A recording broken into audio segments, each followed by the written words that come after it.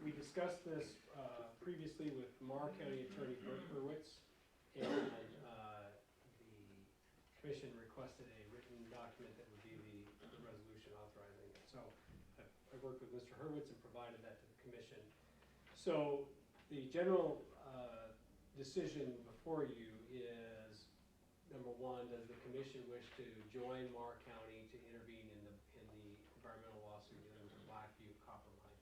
I will make the motion to approve the resolution. Before you do, I was waiting to be offered an opportunity to speak to that. May I have that opportunity? You may. Thank you. First of all, I didn't bring those things up at the last meeting. However, since they've been brought up, let's go ahead and talk about it now.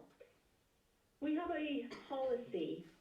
One thing Cory mentioned in the second MCA 75121, I think, that it is up to the local government. If they have a policy, then they can follow that.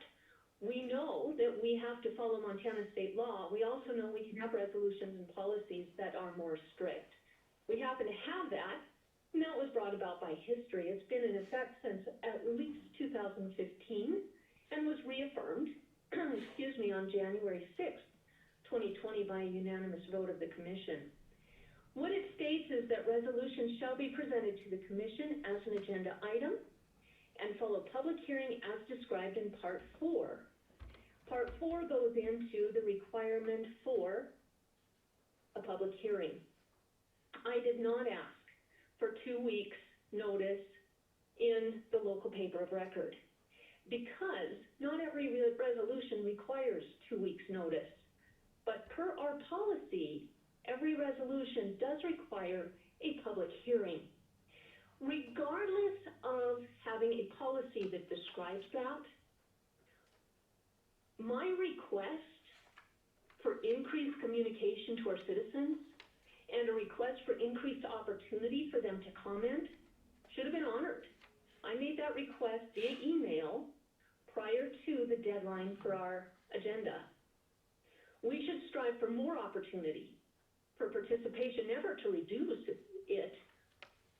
Resolutions are generally understood to convey to citizens that a subject is of more significant public interest to them than a regular agenda item. And that's going to apply to some in some cases and others, and perhaps to no one or to people who don't voice that concern. But we need to honor that.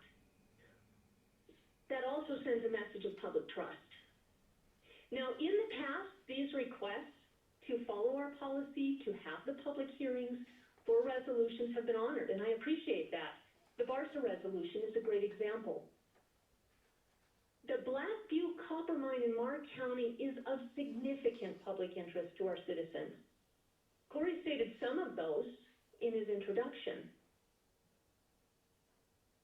At the very least, we should be communicating to our citizens that there's something additional for them to just notice, pay additional attention to if they choose, and also let them know that there is an additional opportunity for them to come to a commission meeting and have the right to participate through a public hearing.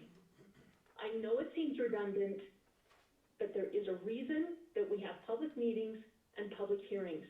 You can have a public meeting without a public hearing, but you cannot have a public hearing without a public meeting. The two are different.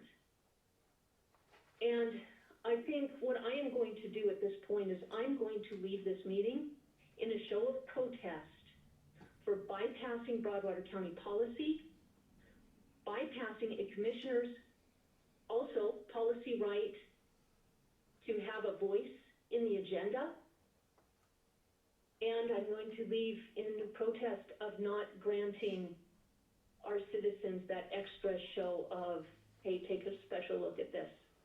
Some will benefit greatly, and there will be some issues we need to work through. This is definitely of significant public interest. That's all I have to say. I'm going to send a statement to Ann for the minutes so that can be included. Okay. So you get 2 shots. Good morning, Mr. Chairman. Tim Ravndal, resident of Broadwater County. citizen that has been involved in a lot of this for a long time. The other commissioner that just left the meeting really needs to remember the one saying that came from a long time ago, that when you're in a hole, quit digging. And what happened here today is just a prime example of that, where the public trust has been violated in the past here in Broadwater County. But you guys, you two gentlemen here, have been working hard to fix that. And what I'm seeing here as a citizen is basically trying to get that, what we've seen a lot of times, and I think I've said it to both of you before, putting the cart back behind the horse where it belongs is always part of our process that is actually, hey, we're human, we do make mistakes. Admitting to those mistakes is really important. The other commissioner has failed to remember that the public trust has not only been violated, but proven in court. And we are now here in the 11th hour again, having that resurrected in a defensible position. I think it's just outrageous, myself personally as a citizen, and I would just like to thank you two for moving forward. Again, we need to follow that process under Article 2, Sections 8 and 9. You've heard me say it many, many times. And I thank you for remembering that policy does not trump law. It never has and never will. And it's up to we the people to make sure that we help you guys do that and make sure that we don't allow basically the overrun of our process by an individual for whatever reason. Personal, okay, I'm gonna stop there. Thank you.